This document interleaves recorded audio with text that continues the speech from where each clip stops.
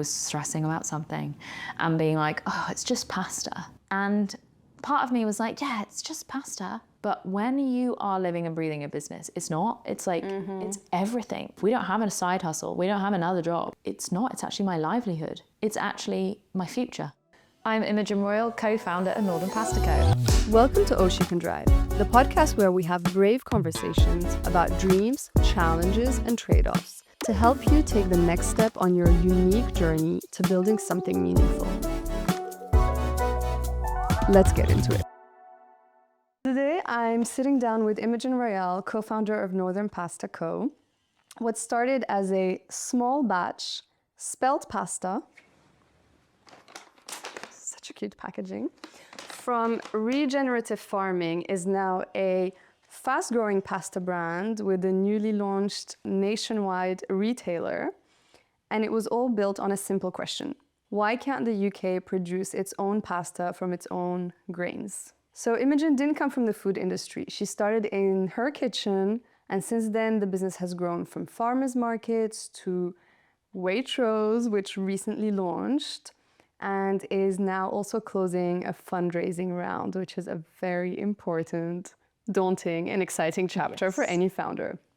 So in this episode, we'll get into what it really takes to build and scale a food business, from production to hiring, fundraising, retail, all while staying true to your mission, values, and in this case, ingredients. Imogen, welcome to She Can Drive. Thank you so much for having me. Before we get into your story, I want to talk pasta. When people buy pasta every week, or at least eat pasta every week, I guess there isn't that much that they're thinking about. So when you look at a standard supermarket pasta, what do you see that most people don't? On the supermarket shelves at the moment, you're completely right. You watch people interact with that shelf and they don't really look at it at all. They're just walking past and grabbing something and putting it in their basket. And for me, what I see is a huge amount of missed opportunity. It looks like it did when I was shopping in the supermarket with my mum. You know, the shelf really hasn't changed. So true. Yeah, all the grains, we don't know where the grain is sourced from. And for pasta, it is made of flour and water.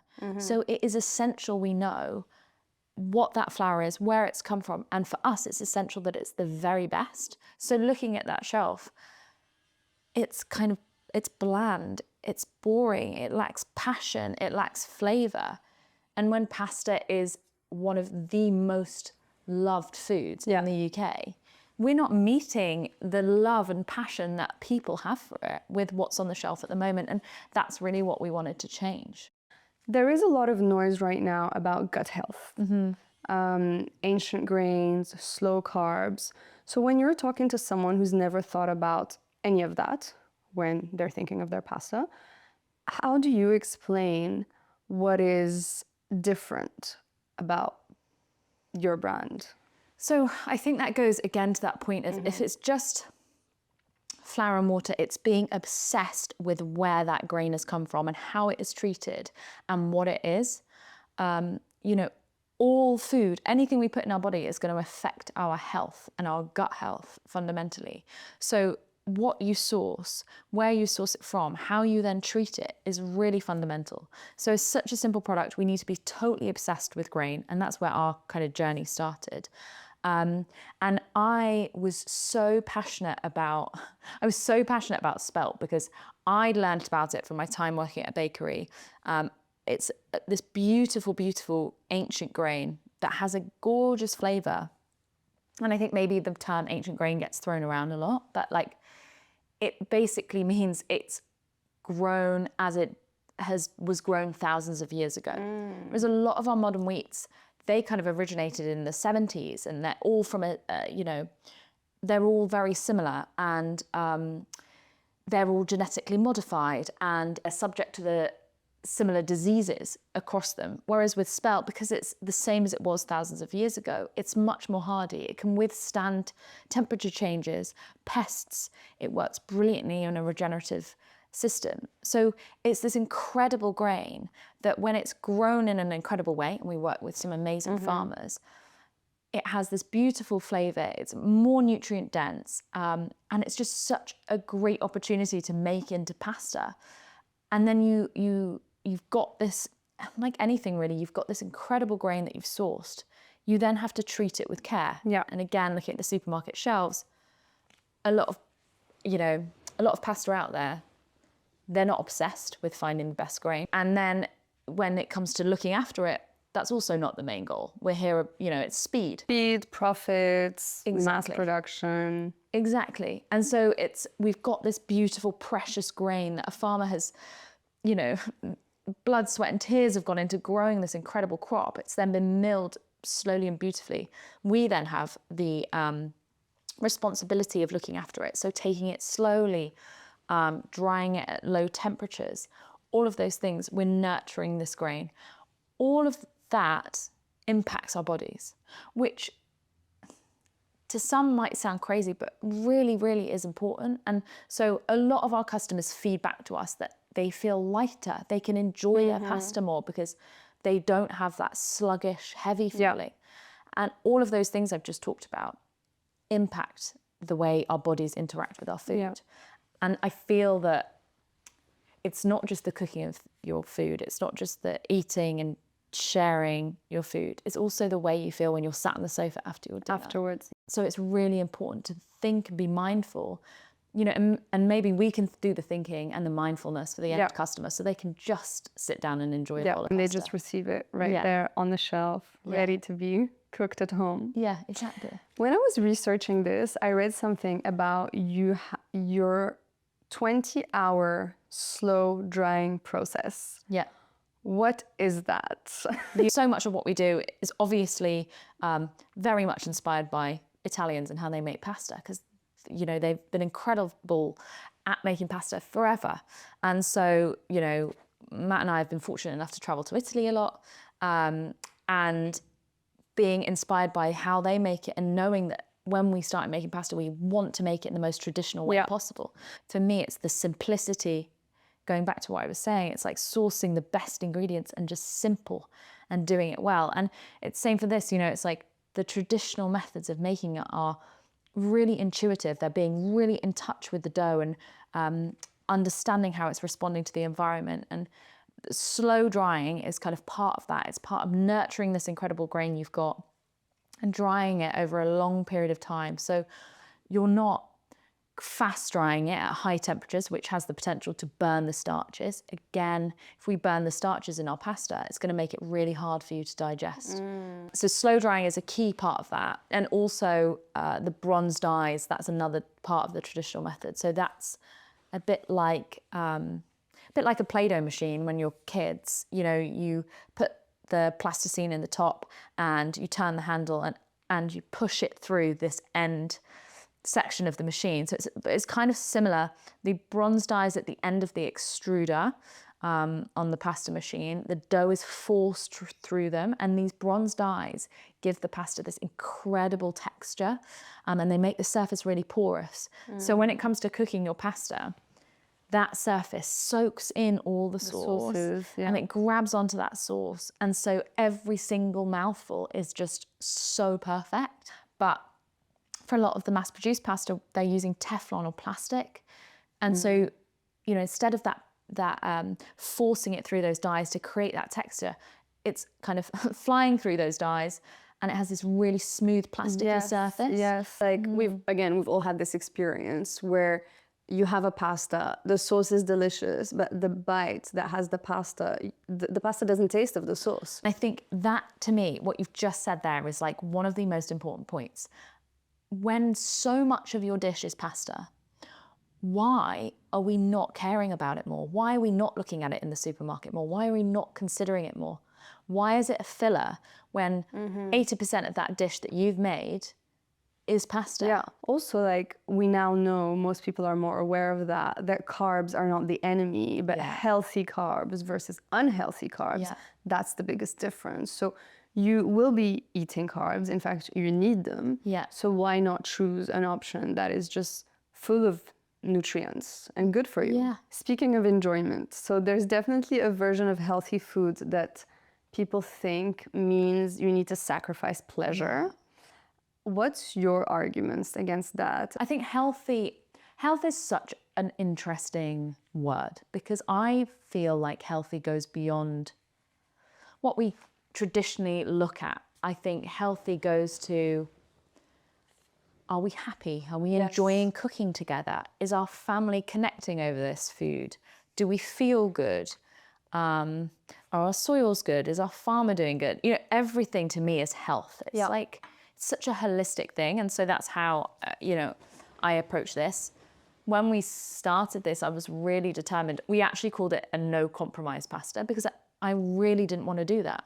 I didn't want to create something that was quote unquote healthy at the sacrifice of taste. I think we always, for us, when we were obsessing over the flour and the grain and the ways of making the pasta, it was, this has got to taste incredible. So everything has to feed into that.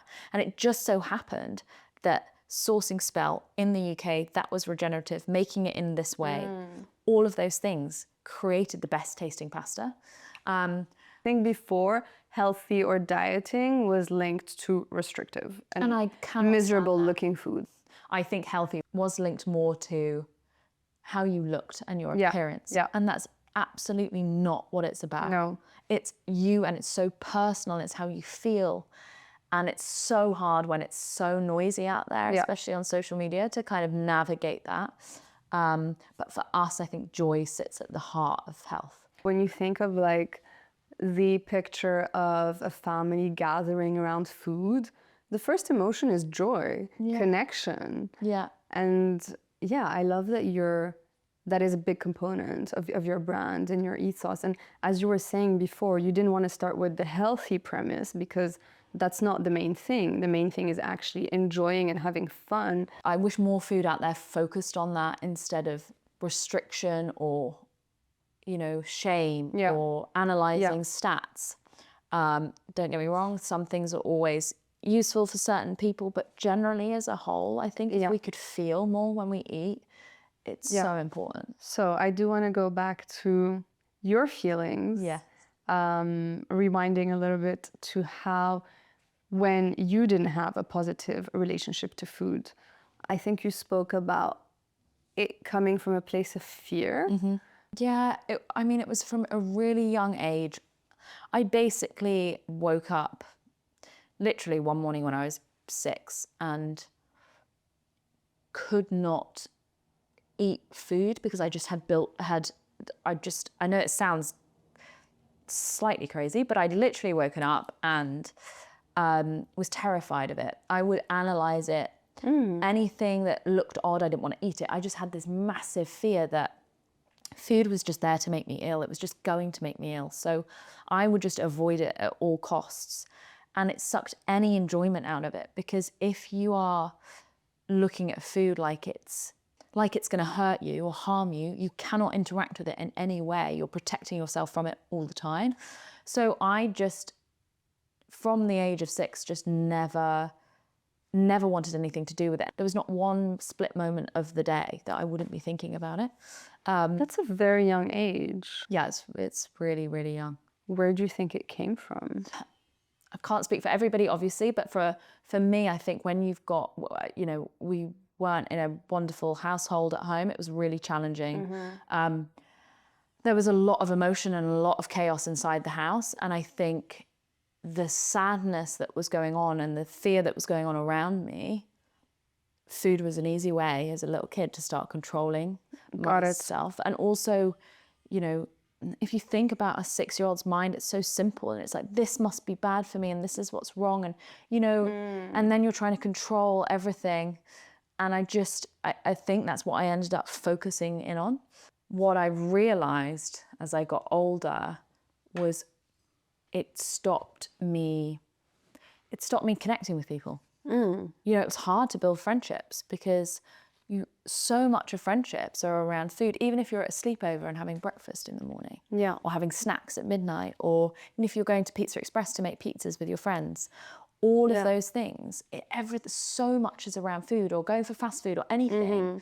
All of those moments I could not be in. So I did not make connections with people You just avoided the whole situation. I either avoided the whole situation or I was in such deep depths of panic and fear and trying to control the panic attack internally while looking normal. It's an all-consuming thing and you go so far in that you don't exist in the outside world.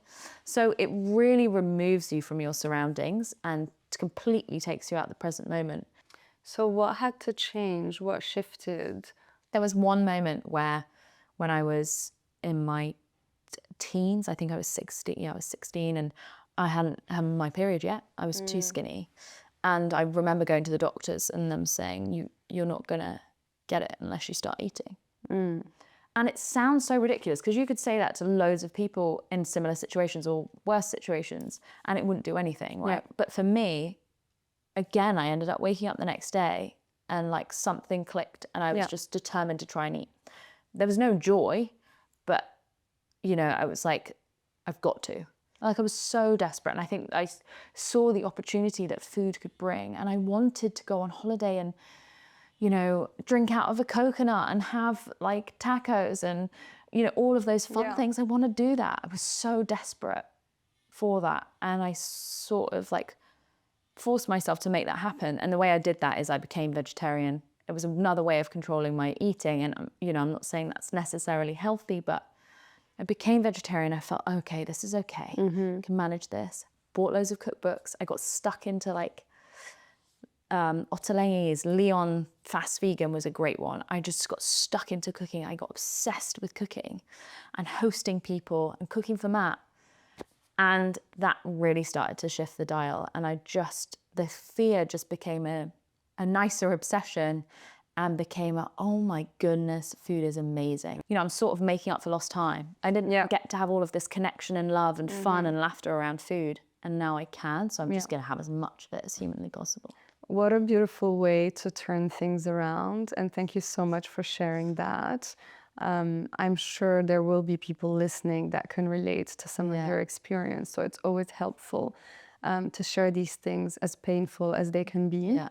And speaking of cookbooks, you are launching it tomorrow.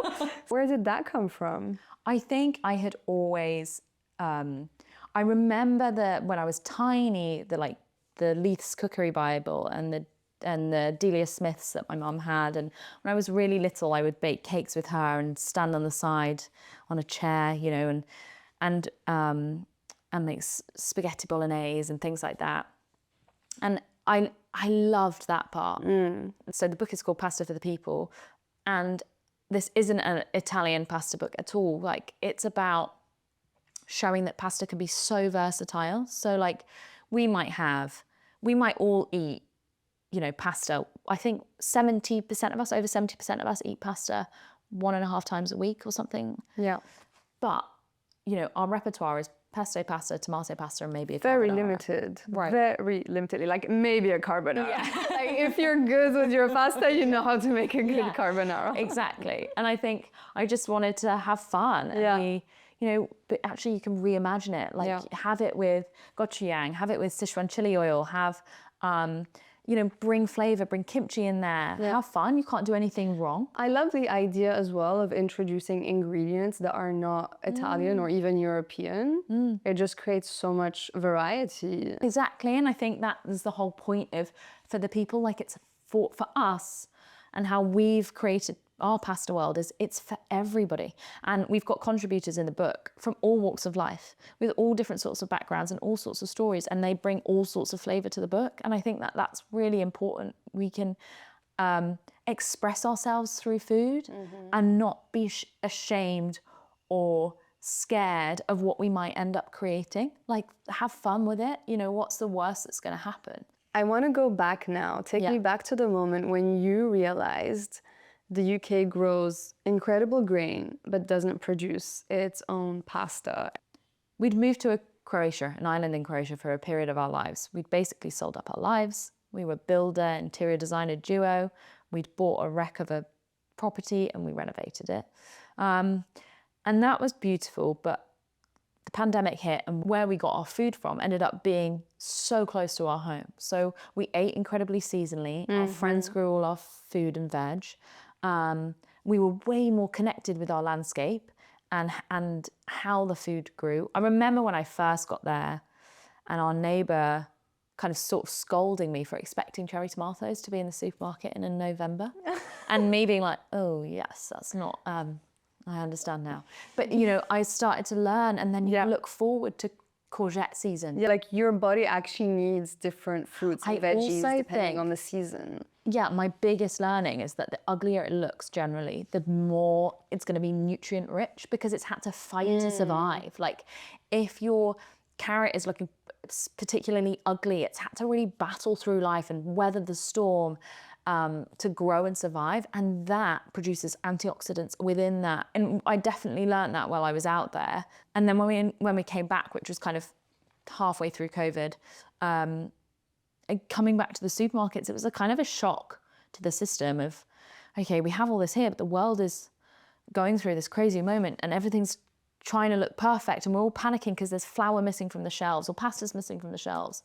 I think that it's like, oh, we can't survive if the truck's bringing the pasta from Italy. We can't get through, you know. It was real panic, and to be fair to all of us, like that's what we used to. That's what the world has built around us. Totally. So we can't blame ourselves entirely, but what we can do is educate ourselves. Yeah, I think it's never about blame or guilt. It's just about awareness, you know, and where you can make a different choice. You can think, this week I'll go to the farmer's market and I'll ask what are the veggies of the season. Maybe I can make a soup out of that, or a salad, or whatever. Just thinking about it. Exactly. I think it is such a shame. Our lives feel like they're in a pressure cooker more than ever, and people are more busy than ever. I wish supermarkets could maybe push and lead, and there are some shifts happening, but could lead and help guide people a lot more. But yeah, that was happening. We got back, Russia invaded Ukraine, and then we lost grain from the shelves quite a lot because a lot of the wheat is grown in Ukraine. And I started working at an artisan bakery. So all of this was kind of happening at the same time. And when I was starting at the bakery, I started to learn that, oh, hang on a second, we grow grain in the UK. We're using this to make incredible loaves of sourdough. But for my favorite carb, pasta, we're just leaving that. And it's bland as ever and doesn't taste nice. And so I kind of just thought, right, we can make this incredible sourdough. Why can't we make this incredible pasta? So Matt and I just started playing around in our kitchen making it, and seeing what we could do with these grains. And that was kind of that big moment. And yeah, it was a pretty exciting moment, really. I think there's something also very important in what you're just sharing. The UK hasn't always had first the best reputation when it comes to its culinary. We've just not built an identity around that. Unlike how obviously France and Italy are probably the best, or maybe then in Asia you have Japan, even Spain in Europe, you know, like everybody thinks of the ingredients that go into those dishes.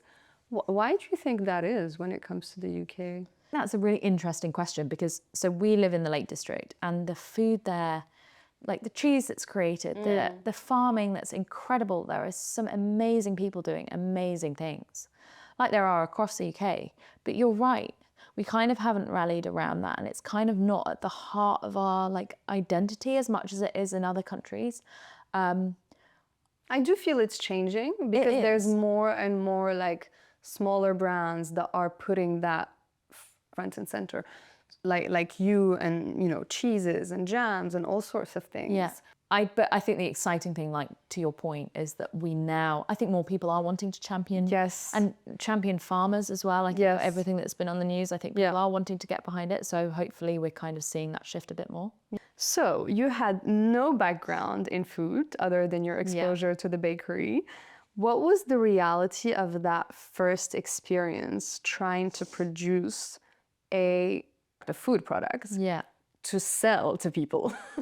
It's kind of crazy because, like you said, you're not in food.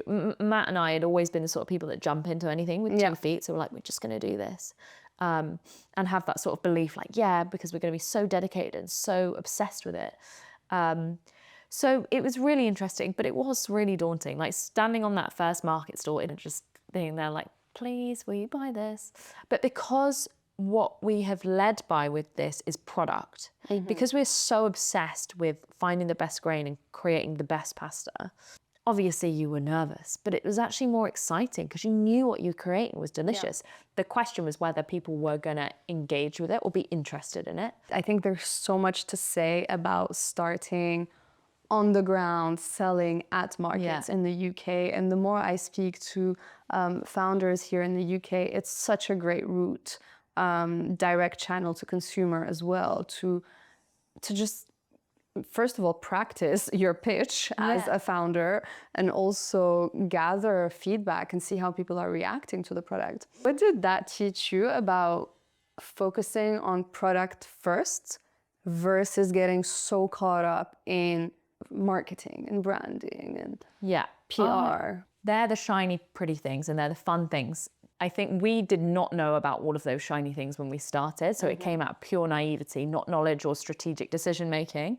I think now, looking back in hindsight, I would still do the same thing again, because I think we were really lucky to have that level of naivety. I think for a lot of our, a lot of small businesses who you don't have the funds, you can't do those sort of things. It's like, don't be disheartened, because the most important thing about your product over anything looking great or sounding good or marketing lines or websites is that product great? And the absolute best thing you can do is have that product in its simplest form, in the real simplest packaging, speak to your audience, see, when I was at the market stall, I remember I'd start with talking about the spelt to one person, then I'd start talking about how they enjoy their dinners to another, and see what worked, and see what landed. You learn so much. And even now, I think, to some extent, I want to continually replicate that as we're growing, because learning how your customers interact is a total brilliant thing for you as a founder. I think we can get swept up in spending money, spending time on lots of things that really, they ultimately don't matter if what you've got in the beginning doesn't resonate with people, isn't sticky, doesn't taste that good, or doesn't function correctly. And I think you can do so much learning in those early stages. I would also kind of pivot that as well, in that you can get distracted by all of those things and think, oh God, I've not got that in place. So many people do not get going with their product just because of that. Because of all of that. But they could have something really brilliant. And they have an amazing product sometimes. Yeah, exactly. Totally. What did that, let's call it starting scrappy a little bit, give you that you couldn't have learned otherwise? And how are you now keeping that philosophy in the business as you're growing? Yeah, so maybe we could call it under-preparing. And maybe we shouldn't keep that philosophy entirely. But I think naivety is a massive strength because you're so willing to learn. So that would be my thing. I'll go and hunt down and ask people, and, not afraid, well, sometimes I am afraid, but you just got to get on with it, of looking stupid. Like, it's all of those things that you might be too afraid to ask. And I think that that's the thing you've got to keep with you. Be bold, ask those questions. I genuinely think we won things because people don't ask. I mean, even from a PR point of view, I remember just being like hunting down different journalists and just emailing them or DMing them. And I think they responded because people don't often do that because they're too afraid to do those things. I think also I've done that before in terms of like, oh God, I really should know. So I'm going to pretend I know and nod along. And then, well, actually, it's not a very vulnerable thing to do. And I think if you're vulnerable, people engage with that. You're real and you're human, and people, even though it's scary, even if they're a scary buyer or a journalist you really want to speak to, everybody's human. And also, when you're speaking to all these people that are part of the ecosystem of business as you grow a brand, like, you're speaking to people that are experts in their fields. Yeah. You're not supposed to know all the acronyms and all the strategies and all the methods and all the channels. And I think also, I was saying this to my team yesterday, and that, as the founder or the co-founder, you don't, well, certainly in my case, I definitely don't have the most skill. Like, my team has incredible skill between them. They are way better at what they do. Of course, that's, why you want them there.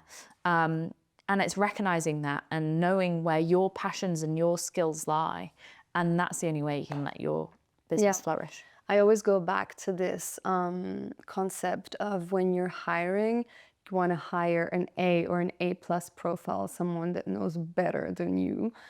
Because if you're hiring a B or a C profile and you know better than them, you're just not advancing the machinery of the business. So you do want to be in a place where the person you've just hired is telling you things that you're hearing for the first time. And actually, as a founder and CEO, in your case, it's like, that's exciting. Going back to the farmers market, because I really love talking about this. There's just so much to learn there. What were you seeing in terms of the customer behavior in those early stages that then made you feel quite confident that this could scale? We've always been careful to test and learn before we move on to the next step. And I think the farmers markets were, like I was saying, a really good opportunity for testing and learning. I think for us, I used to say, and I kind of still do, the way people interacted with it, I remember going home and being like, it's like we're selling chocolate cake. They were so enthusiastic. They were so excited to speak to Matt. They were so excited to see the grain. They were so excited to learn how pasta was made because they had never stopped to think about that. Think about it, something that you consume so regularly. So it's almost like a light bulb moment. Wait, I never thought of that. Let's chat about it. Tell me more. Exactly. And then, you know, when they tried it and it was really delicious and they were like, hang on a second, pasta isn't just pasta. Pasta can be this. I mean, even yesterday, our farmer had given it to his friend, and he was telling me that she rang him at 8 o'clock after dinner and saying, oh my God, my kids just absolutely are obsessed with it. They love it. It tastes so good, in their words. And it's that feeling. And I think that's what I love and what makes my heart sing, because that's what I'm talking about. I want people to feel so good around food. So when that started to happen, when we started to get that feedback, I think we knew things were shifting. So you did have a big early moment with TV exposure that was quite massive at the time for the business. Was it 6,000 orders overnight that you had? It was really crazy. So we were still a farmers market store brand. Showing up, we were making 100 bags for the day, and we were really, really small. And then I got this email just before Christmas, and I thought it was spam. That was like, do you want to appear on James Martin's TV show on Saturday morning and talk about your pasta? And I, you know, obviously was like, yeah. Having no idea, again, this naivety piece, which shows up a lot, and having no idea about the power of TV, having no idea about the privilege of this opportunity. We had no stock on the shelves. I think we had, I'm going to say 80 bags of pasta on the shelf. Like, this will be okay, right? It aired, and it was like less than 10-minute segment, and then my orders from Squarespace, I think, were coming through, and it was, I've never seen anything like it. You know, like on the moment, it was just like, and it was just constant.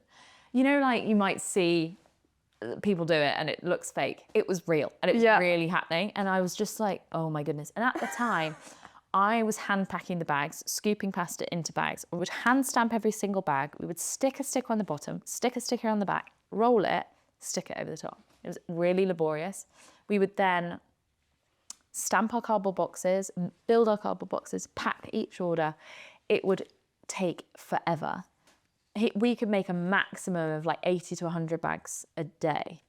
It was one of the hardest moments we had ever been through, because Matt worked round the clock. As soon as the dryer finished, whether it was 2 a.m. or whatever, he just was working around the clock for like 3 months. It took those people waited, I think some people waited 6 weeks for their pasta. So yeah, it was really hard. It was a massive moment, but it got us onto the next step and into our next space. What an incredible story. Also, what a good problem to have. Yes. So how did that actually translate into your growth in the long term? A lot of those people that watch us then are still with us now, and they're still customers now. That's amazing. And so we kind of brought those people with us, and it's helped us build our community. You know, those people have become our brand ambassadors in a way, and our pasta ambassadors, and they tell their friends and they champion it and they send it as gifts. Also we took a lot of orders, so it allowed us to move into a new space, which allowed us to unlock a new facility. But it also gave us the confidence. You can have such belief in your product. You can think it's the best pasta ever. It is. You can, really believe in it. But there's also this like internal, more personal confidence that's different. It's a whole different thing entirely. And I think it gave us that belief that, okay, this is happening. And we can do this now. It kind of launched us onto that next chapter. We kind of opened up our capacity and we got more stockists, and it kind of built us for the next 12 months, really. Yeah.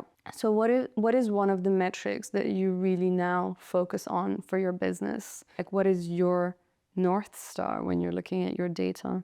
I think data is one of the most exciting parts that I not really understood at all. Everybody says data is so powerful. I'm like, yeah, what does that mean? And now I'm like, okay, it's really exciting. Our D2C, our website is really strong. And I think looking at that and looking how people engage with the products, looking at the repeat rates and the LTV, those things I am learning are really, really important. Yeah. And seeing what people engage with.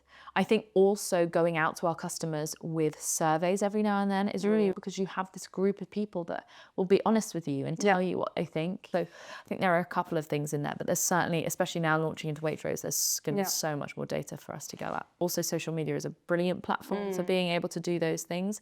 And we do get out in the wild with our customers as much as possible. We've just brought on a brand ambassador who I think is an essential part of our team, and that Tamsin, she goes out and does a lot of the groundwork in terms of meeting with our stockists, meeting with existing ones, new ones, being out there saying hello, talking to people, what do they need.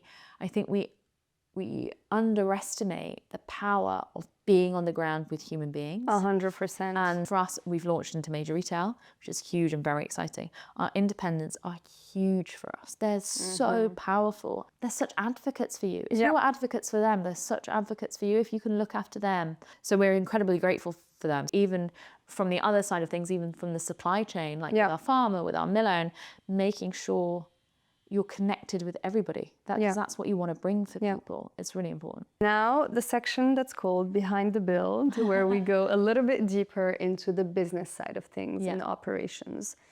So for someone looking at to start something in this space, what is the business model?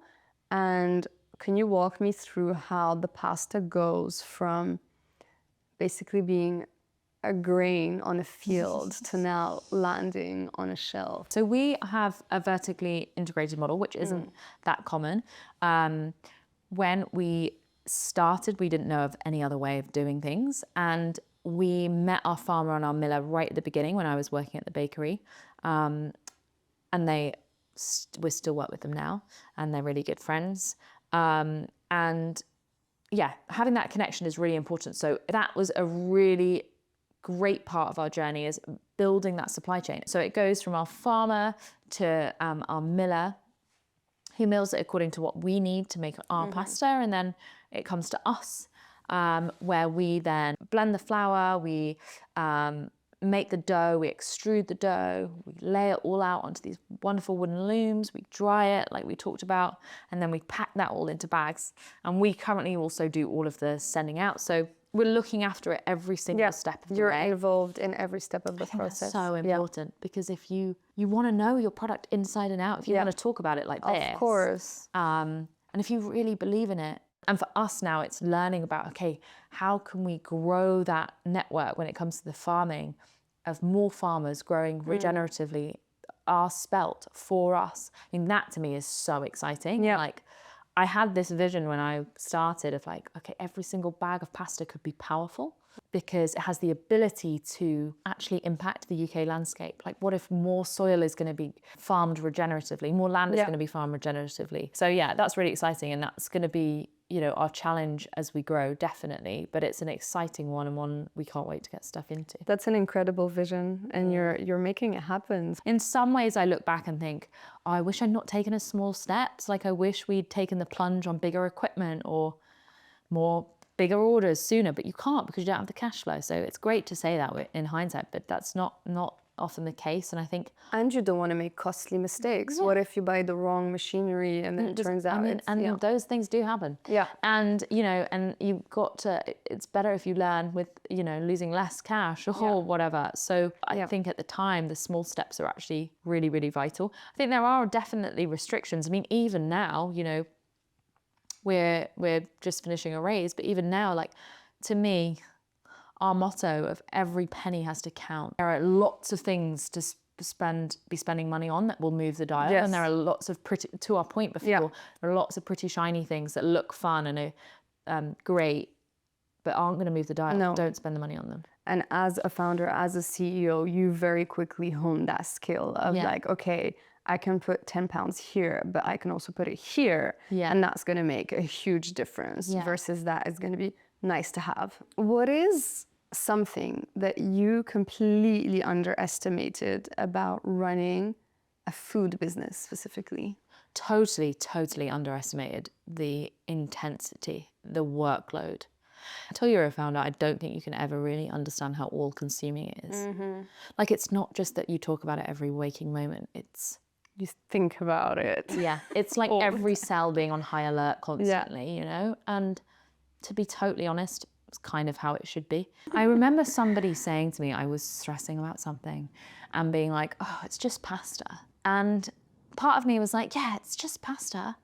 But when you are living and breathing a business, it's not. It's like, it's everything. We don't have a side hustle. We don't have another job. It's not. It's actually my livelihood. It's actually my future. Yeah. It's really underestimated that impact, underestimated what it would be like to be husband and wife in business. You've got to be really strict about how much it's going to take from you. Otherwise, it will take everything. You don't want to ride every single wave. You kind of want to be able to have the perspective. You want to have the box over there. Yes. No, it's very true what you're saying. Like, I'm co-founders with my husband on some of our projects.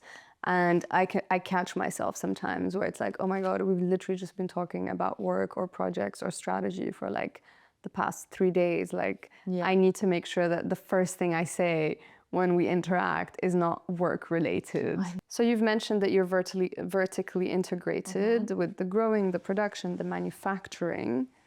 As you're now growing the business and scaling, where does the real operational pressure sit? So it definitely has been sat at firmly capacity. We've run out of capacity, basically. It's hard to balance risk and being sensible and maybe we should have expanded earlier, but things are moving so quickly for us that what was 6 months ago, we can't anticipate where we're at now. Our Christmas was really bumper. People were gifting lots of pasta, which is lovely, but we've struggled at the start of this year to keep up with demand. So now our biggest unlock, which is kind of in the works, and hopefully will be unlocked in the next month or so, is the capacity at our factory so that we can kind of start making more pasta. We've got a bigger team of wonderful people there now. So unlocking that will hopefully allow us to launch more and get more pasta out. Building out our team and getting the right people in the right places is so important for the next step. Matt and I will have continual grit and determination.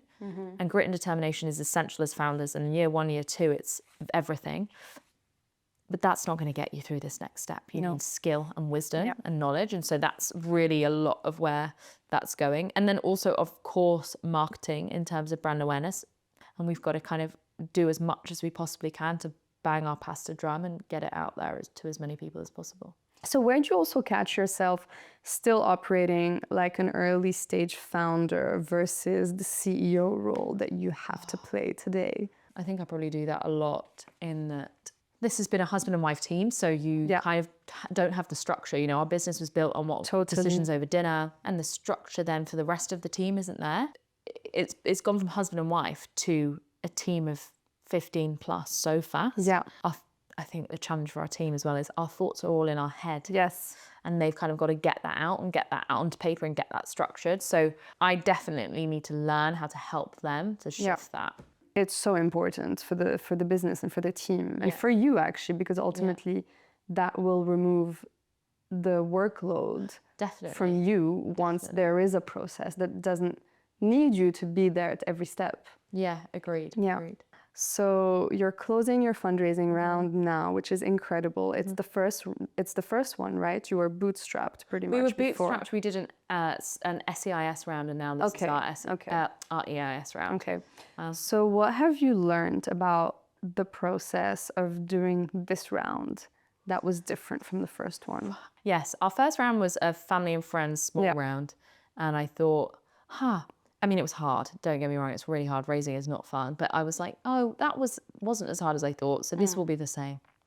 It's not the same. It's different. It's a completely different audience, right? Completely different audience. And when we first started the raise, I was like, right, I'm going to go out to everybody all at once. I'm going to speak to every single person, and I had back-to-back meetings for 2 weeks. And you know, they're the meetings where you're putting so much into it. Your heart, soul, energy, brain, everything is going into it.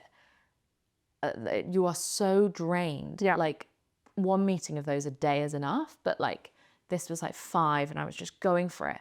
And I was like, I got to say no. Like, I don't want to speak to that person. That doesn't fit. And also, I was doing a lot of these meetings, and some people's first questions would throw me off in that, well, that's not something that works for our business. So that's not right.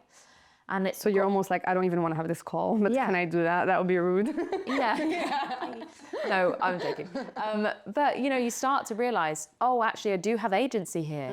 Like, right, yes, I'm going out raising and I'm asking for money. Yeah. But I have agency because this is my business, and I'm not, you know, I need it, but I'm not desperate in the sense that like, I'm not going to say yes to something that doesn't fit the business, because ultimately that's going to really harm it further down the line. And if you don't understand my passion or our obsession with flour, you are not going to understand what the decisions we're going to make over the next 5 years. So I learned that fairly quickly, but I got exhausted fairly quickly too. I find it really, I think it's personally quite challenging. Yeah. You're being questioned, and rightly so, about everything of your business. So you've got to be really robust. And like, you know, and also I'm not my best self all of the time. So it's really hard to show up as your best. I mean, there were some calls I did that I look back like, oh my God, how cringe. But also, you know, finding your first few people is really key, because if if they believe in you and they're really passionate, we've been lucky enough to have, honestly, some incredible people. We feel so fortunate that have then just come on, us just as obsessed with the product, have unlocked a whole world for you. And then you then build up another community of shareholders that are buzzing and excited for you. What does alignment look like for you in the investors that you've chosen? I think they have to understand what we're trying to do. The mission, it feels bigger. It's about, you know, empowering customers at the shelf level to make a change in their daily habits. It's like supporting farmers, championing the landscape. It's, you know, it's also vertically integrated. Some people might not understand why. Some people are really passionate about that and wanting it to be different. And they've got to really feel personally invested, as well as literally invested. Yeah, no, that makes sense. It's much deeper than what it seems on the surface. What is the message that you would like to share here for anyone that may have felt a bit discouraged, thinking, I actually need a lot of cash before I can have my product ready to sell? I think that goes back to the conversation we were having before about all of the shiny bits. Like, what do you actually need to get your product out there and to actually sell? What are you actually prepared to do to get it out there and to sell? Do you need to get it to these big shiny places first? It's weighing up how you actually need to start and what sort of business you want to start with. Some people want to jump in a rocket ship from day one. And that works, and sometimes it doesn't. There's probably a bigger risk there, right? So there's a smaller way to do things, and I think the rewards there can be greater. I also think maybe the typical ways of doing things, you don't always have to follow the steps that are laid out in the industry, how everybody does things. You don't need to always do that. Coming at it with naivety and not knowing might help you set out your own path. I would also say, if you think, I'm in this position within my world, in my industry, there's going to be someone else out there who's in the same position in branding or in PR or in whatever it is that you're looking for.